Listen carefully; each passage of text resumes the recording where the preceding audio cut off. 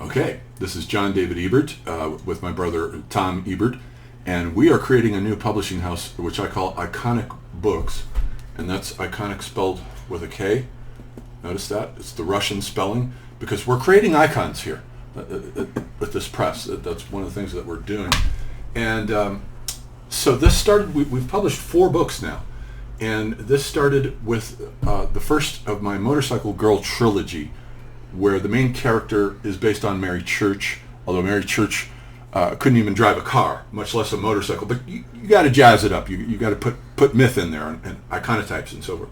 So she's the Motorcycle Girl, and I've written 2 novels, the first 2 novels of the trilogy. It's going to be 3 novels. The first one, Every Angel is Terrifying, which is taken from Stephen Mitchell's correct translation of the opening lines of Rilke's second Duino elegy. And then Motorcycle Girl Descends into Hell. That's the sequel and the middle. And it follows Joseph Campbell's monomyth as well as Dante, with the separate distinction that I've put Purgatory first, where she's growing up, the girl is growing up on a very patriarchal military base with a patriarchal rageaholic father scientist who is working on creating the first human clone.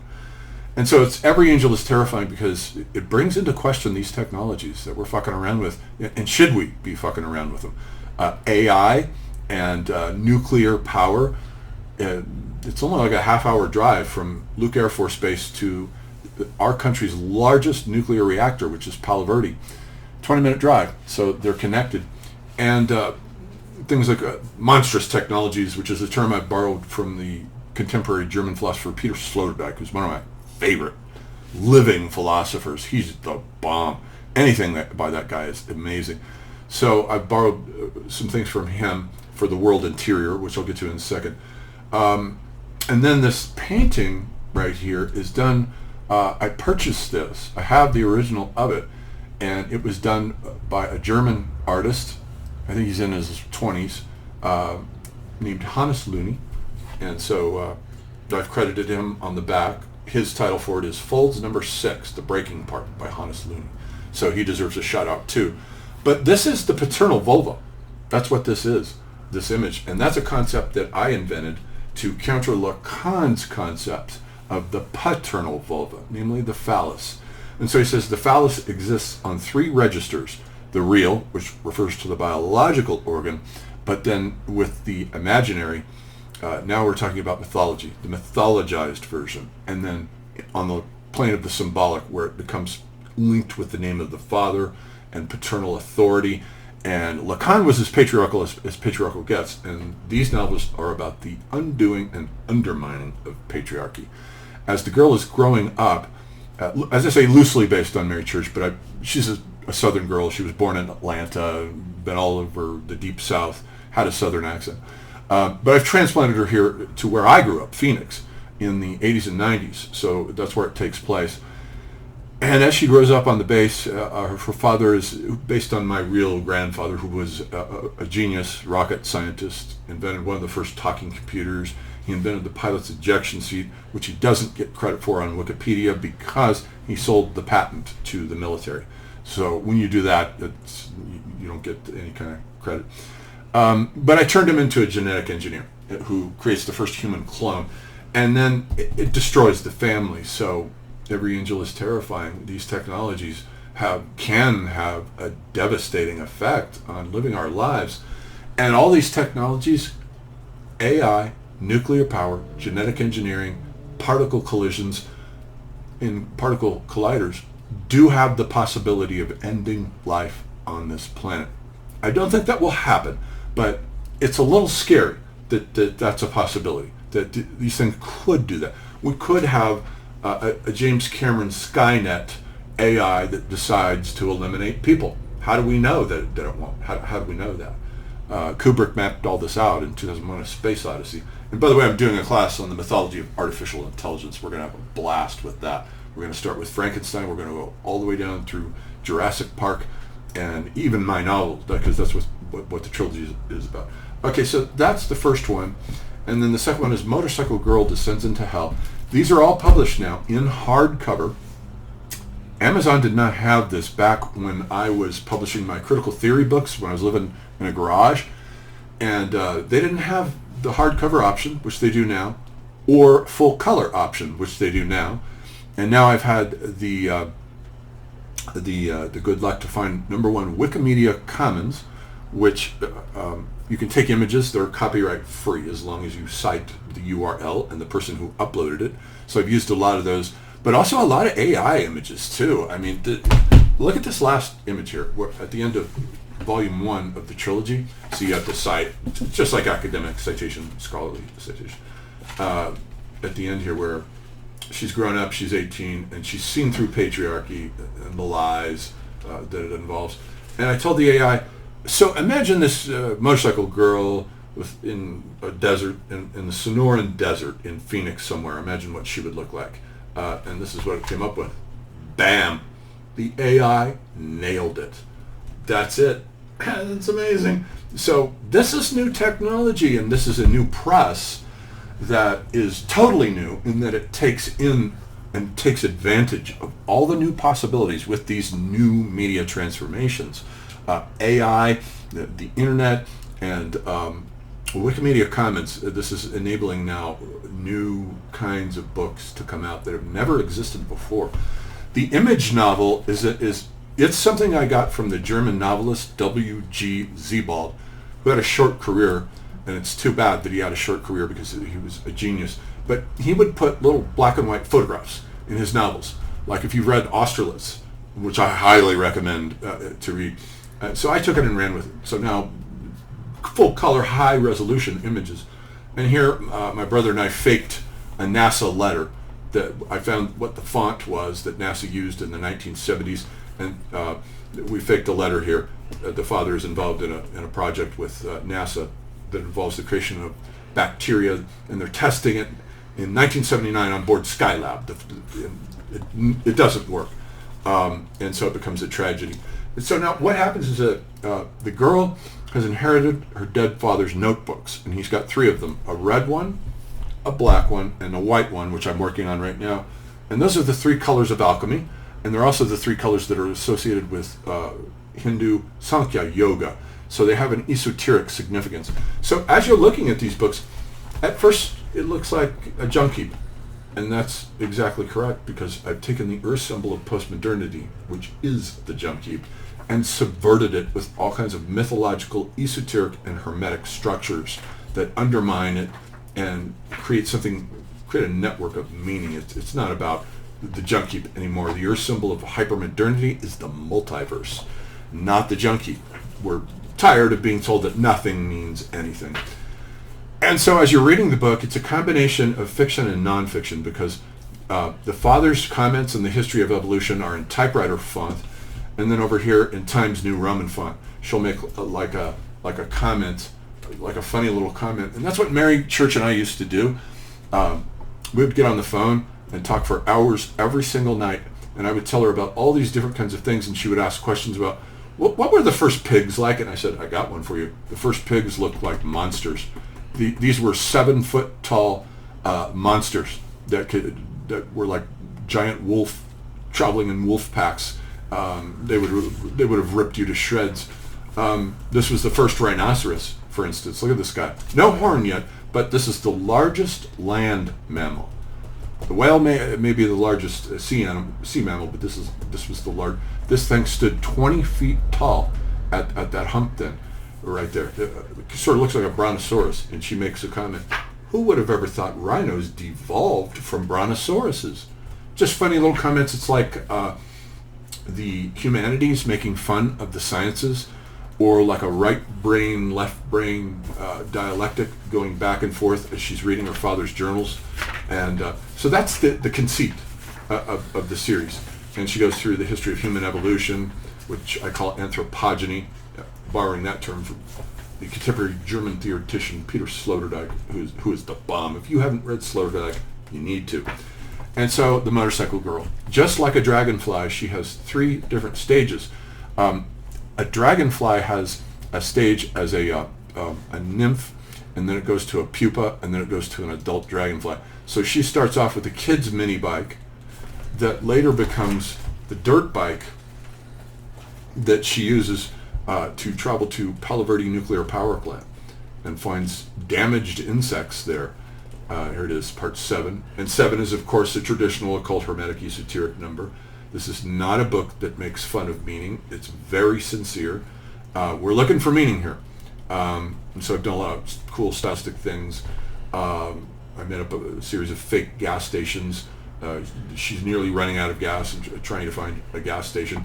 And then she finds at Palo Verde a damaged insect. And this is real. This is from the artist named Cornelia Hesse-Honegger, who went around the power plants, the nuclear power plants in Europe, looking for insects that were damaged, and she found them. Some of them are flies with 2 heads, all kinds of things, and then she painted them. Absolutely amazing. So she gave me permission to use this image. And so and the third motorcycle is the Honda here, that was popular in the 80s. As she says, a motherfucking Honda MVX 250, and look, it has wings on it. That's why I used it. It's the adult Dragonfly. She's the red Dragonfly that has wings now. She's 18 and mature, and she's survived the death of both of her parents and her cloned brother, which was not an experiment that worked out. That's her second stage, the Chrysalis, the dirt bike that she uses to drive to Palo Verde, which is about a 20-minute drive from Luke Air Force Base. Okay, and that's the first one, and then so we published the next one, the sequel, Motorcycle Girl Descends into Hell.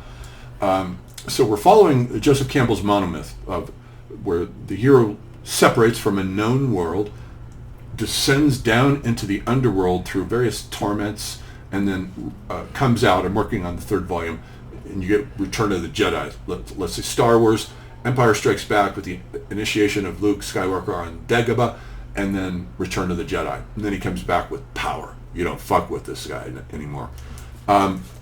So in the second book, she descends into Phoenix. Phoenix becomes hell, which it kind of is, both in terms of the temperature getting to 120 degrees in the summer, and also it's a cultural hell. There's not much culture there. And she goes through 7 mountains where she learns how to astral travel. She's sort of like Alice from Lewis Carroll's Alice novels. And I told her this when she was alive. I told her, I'm going to turn you into an Alice character and send you wandering across all these different knowledge-scapes. Because that's how she was. She was curious about everything. And I've taken these quotes. These are direct quotes from her journals, which I'm going to publish soon, called Earthblood. Direct quotes, and transformed them into a French symbolist poem, like something Mallarmé would write. I end up outside of it. I end up encompassing my whole environmental surround, filling up the space around me to the maximum extent. If I sit in silence long enough, it is an occurrence of remembering being other. What is it to become other? To fill the dimensions of an object completely and reverse the process. To transport consciousness into the environmental surround. To become other and then back. Be transported into my body in an instant, making it one momentary experience. The most immediate impulse is to move downward and to liquefy and spill out, and so forth. And these are direct quotes from her journals. She was a mystic like Hildegard von Bingen, something like that. Here she is, astral traveling. Okay, so all kinds of cool stuff. And then I'm in the middle of the trilogy. I'm writing the 3rd one right now, but I decided to go back and republish the first 2 books that I wrote about her when she was still alive. The first one was this one, Orpheus and the World Interior, which we've just published. This is the 4th book that's been published by our press. I'm working on the 5th right now, another poetry collection that involves her. And this was suggested to me, this idea was suggested to me by the great Los Angeles poet, Michael Aaron Kamens, who said, it's kind of like, when you guys broke up and you came back to Phoenix, it's like you lost Eurydice into the internet. So why not plug her and I into the myth of, like, I'm Orpheus, a modern-day Orpheus, who's lost his Eurydice to the underworld of the internet, which I've called here the world interior, borrowing, again, from Peter Sloterdijk. And this is a self-portrait here.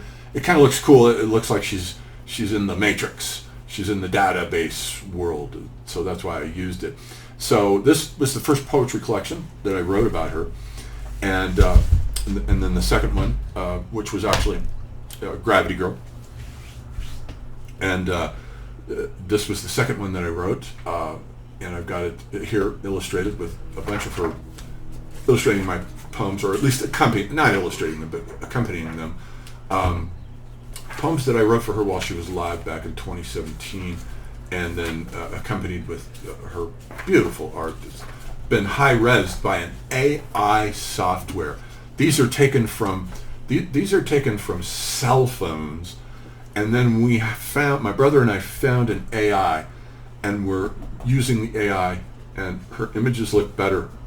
They look better even than a professional photographer's images, because I compared them, and the AI's images are better. They're much more detailed.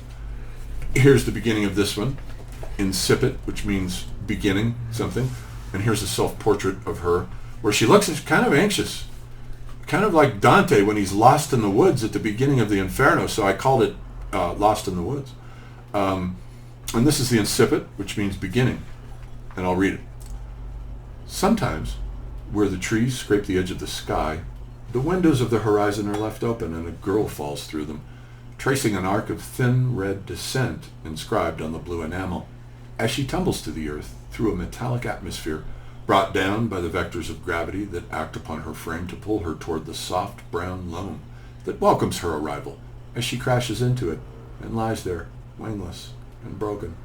And so that's obviously it's a reworking of the descent of nous into physis, into the physical plane, that Gnostic myth, which can be found in the Corpus Hermeticum.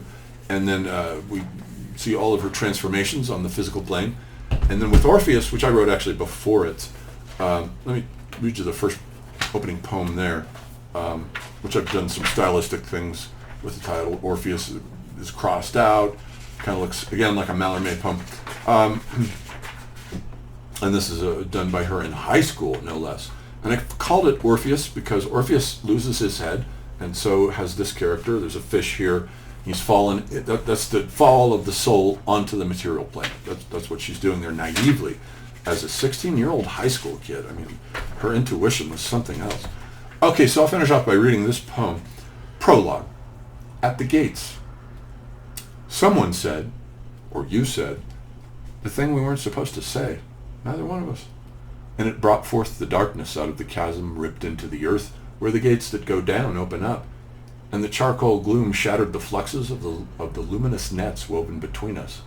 Spidery arcs of delicate light in the nexus that came within something unsayable and inexpressible beyond the vessels of words that crack open when they are freighted with unbearable things that reach into the shadows beyond them.